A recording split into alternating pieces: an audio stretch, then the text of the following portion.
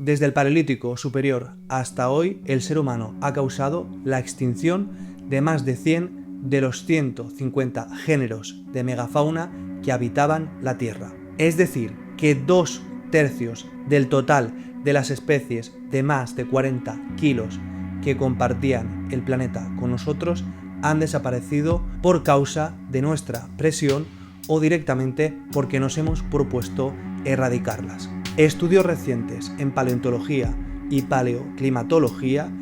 nos están arrojando una información muy importante a este respecto, y es que la desaparición de estas especies supuso una serie de efectos cascada, de efectos en cadena, que alteró no solamente la estructura biológica de los ecosistemas, sino incluso el régimen climático, el régimen hídrico, el régimen de nutrientes, el régimen de carbono, etc. Y es que las especies animales cumplen funciones ecológicas, participando en la conformación de la propia estructura del sistema Tierra. La desaparición en la amplia mayor parte de la superficie terrestre de estos grandes animales que transportaban nutrientes, que pastoreaban el suelo, que afectaban de manera severa a la vegetación que podía haber en esos territorios, que con ello cambiaban las condiciones de humedad local, lo que implicaba también un régimen de lluvia distinto, etcétera, etcétera, etcétera,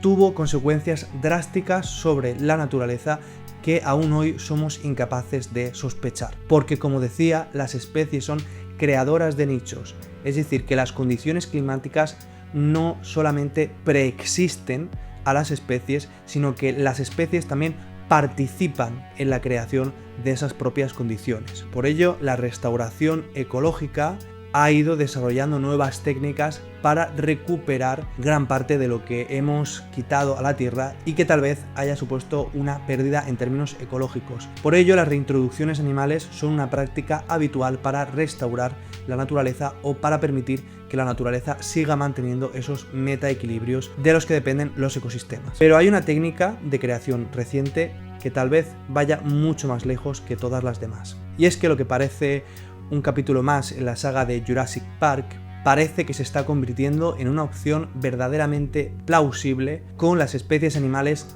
de las cuales conservamos material genético, es decir, aquellas que se han extinguido en tiempos relativamente recientes en términos geológicos. Es el caso del mamut lanudo, cuya desextinción es la obsesión de una empresa norteamericana llamada Colossal, que está reuniendo investigadores de todo el mundo y reuniendo capital económico de múltiples fuentes, entusiastas que quieren recuperar el mamut lanudo, pero también centros de investigación y colaboradores de diversa clase, para intentar recrear, si no un mamut, algo lo más parecido a él. Y es que aunque conservamos decenas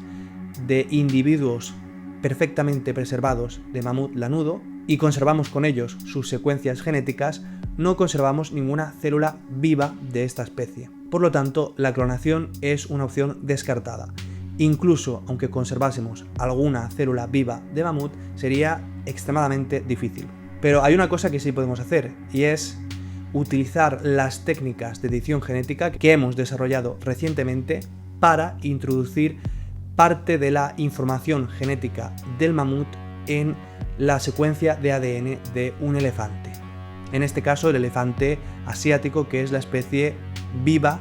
más cercana genéticamente al mamut. El CRISPR es una técnica de edición genética que nos permite seleccionar esos fragmentos del ADN que contienen los genes determinados que esta empresa Colossal quiere introducir en el elefante asiático para que desarrolle las características físicas del mamut lanudo. Por lo tanto, el resultado no sería un mamut lanudo en cuanto tal, sino un híbrido genético entre el mamut y el elefante asiático, pero que presentaría las características fenotípicas, la apariencia, las adaptaciones físicas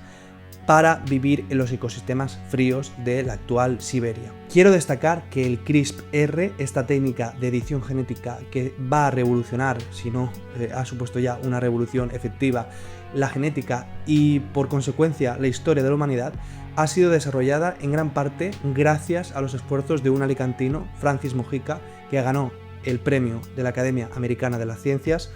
el segundo premio más prestigioso del mundo en este ámbito después del premio Nobel, y que fue candidato varios años consecutivos para el premio Nobel, y honestamente pienso que si no lo ganó se debió a temas, de presiones políticas, ideológicas, porque los seres humanos somos así. Y bueno, un investigador de la Universidad de Alicante no iba a ser considerado como semejante frente a los investigadores de las grandes universidades del mundo. Así que, a pesar de que él fue el descubridor del funcionamiento básico, fundamental, del CRISPR, que es la base para el CRISPR-Cas9, la técnica a través de la cual podemos hacer esta edición genética, ha quedado prácticamente en el olvido y no ha obtenido, desde mi punto de vista, el reconocimiento que merecía. Pero bueno, luego decimos que no hay científicos españoles y que la ciencia española está atrasada. Yo pienso que es más complejo. Pienso que si tuviese un apellido inglés, un apellido francés o un apellido alemán, hubiese ganado el Nobel el primer año que fue candidato. Pero bueno, esta es mi opinión personal. En cualquiera de los casos, el desarrollo de estas técnicas de edición genética, sumado al desarrollo de la inteligencia artificial, que nos permite procesar la vastísima información que hay contenida en el genoma de un animal desarrollado, como es el caso de un elefante o de un mamut, nos van a facultar, no me cabe ninguna duda, a crear esta serie de híbridos biológicos sustitutos de la fauna extinta. Y es que recientemente Colossal ha anunciado públicamente que el primer caso de introducción de genes que activan